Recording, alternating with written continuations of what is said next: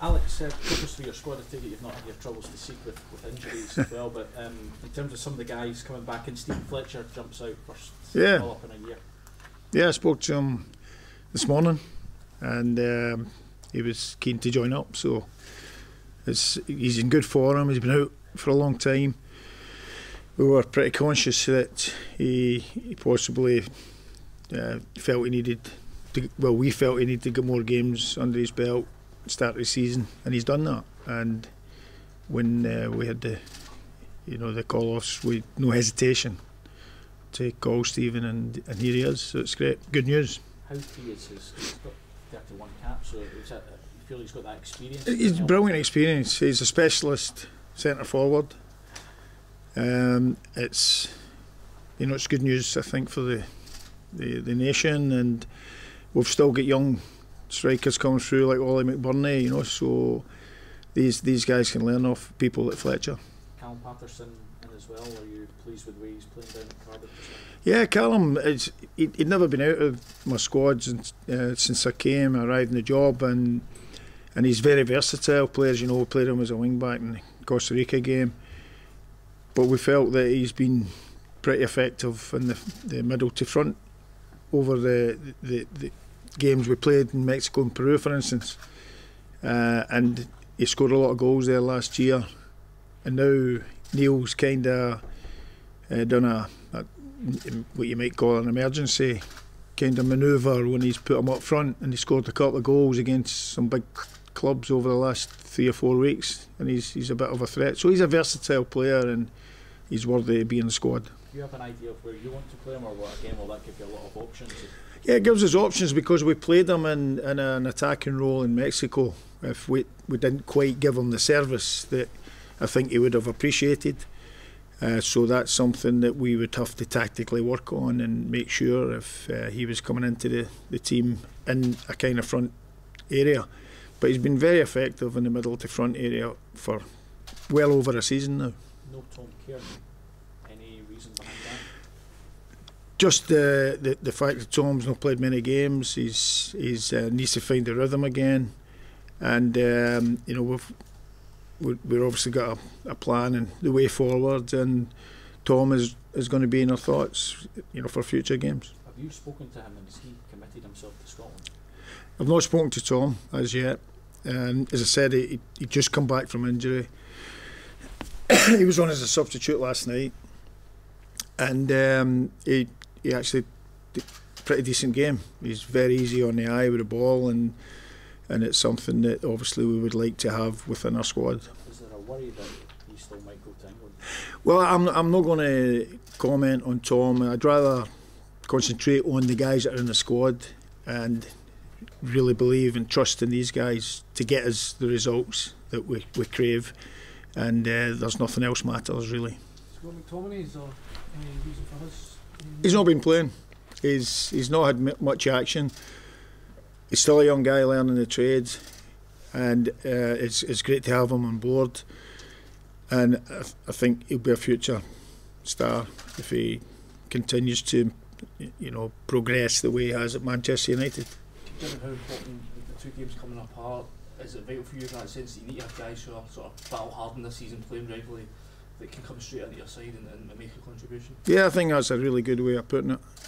I would agree with that. Yeah, that's what we're looking at: battle hardened and guys who we're going to trust this whole squad, the entire squad, to get the results that we need. How frustrating was it with the injuries to Lee and Stephen Naismith up front? Well, injuries are always frustrating, but we've not got them, so it's not in our control, and we have to again give every empowerment to these boys that are in the squad. Alex, you said there you're confident this squad can get the results you need. What gives you that confidence after the last performance? Well, the performance before that, probably, the Albanian performance, and some of the performances against the world-class teams that we've played. So you have to take moments from that as well.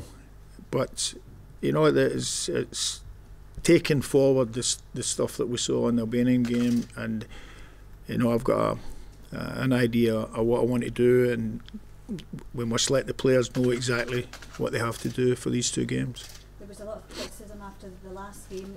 What lessons have you learned about your squad from that? I learn lessons every time we don't get the right result, even when you do get the right result. But it's something that I like to show my resilience. I've been in the game 42 years, and at the high end, high pressure, and the thing that I feel I'm pretty good at is bouncing back from a setback. Do you feel pressure just now, Alex? Do you feel that these are two massive games? Well, there's always pressure there, but you know, it's a highly popular game, football. As you know that, it's the worldwide, and being at the top of the tree, then it brings pressure. You saw Jose Mourinho recently, admitting that even the great Jose Mourinho had felt a wee bit of pressure, but it's something that you use to empower yourself, make yourself better, and I feel I've done that all my career. Is it on that basis, in a fortnight's time after the Israel game, you'll know your destiny? Your group will be finished. Is the minimum requirement for you to be top of that group? Yes. That's the minimum requirement. It's something that I believe that we're capable of, and of course it's something that's achievable. Is there a sense that maybe these 2 games could have a bearing on your future as well? That's not something that I would want to discuss, and I don't even think about that. I'm just concentrating on the players getting the right results to take Scotland and inspire the Tartan Army again to come in the hordes. A strong Aberdeen contingent this time down Price Leader as well. Your thought process behind that was the League Cup semi-final winner with Rangers, are they doing that as well? Yeah, they've been at a pretty decent level for a while, pretty consistent, and it's a group of guys who are playing well at a particular time. Ryan Christie as well, he's scoring for Yeah, Ryan as well. Ryan we took in the tour, Mexico, Peru, and he showed up well there. But it looks like he's even improved since then, and he's getting better and better. So again, it's got to be good news for us. Is that trying to get guys who are in a good vein of form, feeling good about themselves and help restore the confidence? Is that part of your thinking as well? Following up these types of guys? Yeah, I think that if people are playing at a really good level and they're confident in their own game, then you would think it follows that they come to the international group in the games and bring that confidence with them. They know, however, it is another step up. We have fast-tracked a lot of younger players to the national level, and they're not going to have all the answers. They're going to make some mistakes.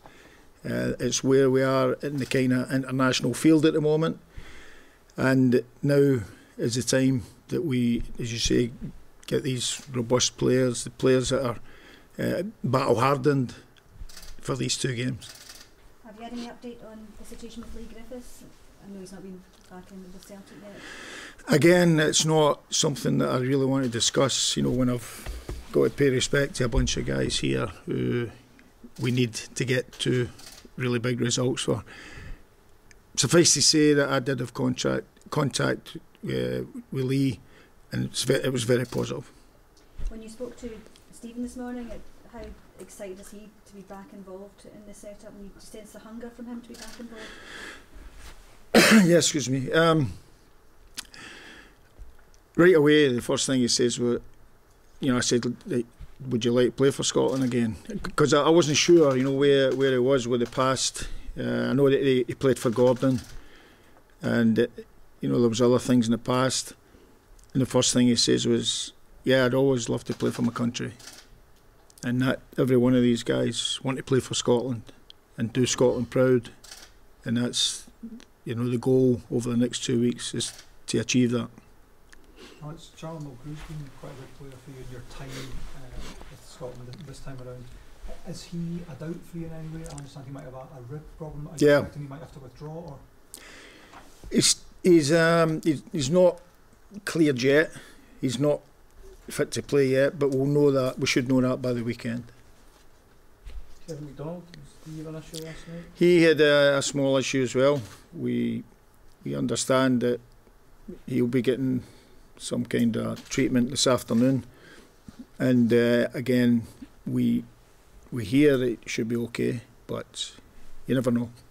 Alex, just a bit of an aside with regards to what's been going on in the last week in Scottish football, the coin incidents and things like that. How worrying is it for you looking and seeing some of the idiots that are causing problems at the games? Well, you know, the Scottish fans have got a good reputation, you know, and we don't want to tarnish that, and coin throwing tarnishes it. So it's not something we want to see the Scottish fans doing. Is there any way we can try and stop it, do you think? Awareness, banning people who are caught in the act. I know that's easier said than done, but it's for the authorities really to deal with that. But it's not something we as people in the football world want to see. Has it ever been a worry for you as a manager? Have you ever had any incidents in the past? Yeah, there's been the odd incidents. Yeah, I think, you know, in years gone by, it's probably been there at different eras. Does it affect how you would interact or not with fans? I mean, should managers just kind of stand there and not do or say anything, not interact? Do you have a view? Well, it's a game of emotions, you know. It's not about the manager anyway. This particular incident, it's about the guy who threw the coin. Yeah, but we've all got emotions, and you know, the fans love to see you showing emotions, especially for their own club. You've managed in that fixture then with Derby. Do you think it's starting to have a nastier edge to it? I think all derbies have that a wee edge to it, don't they? But by and large, everybody's well behaved.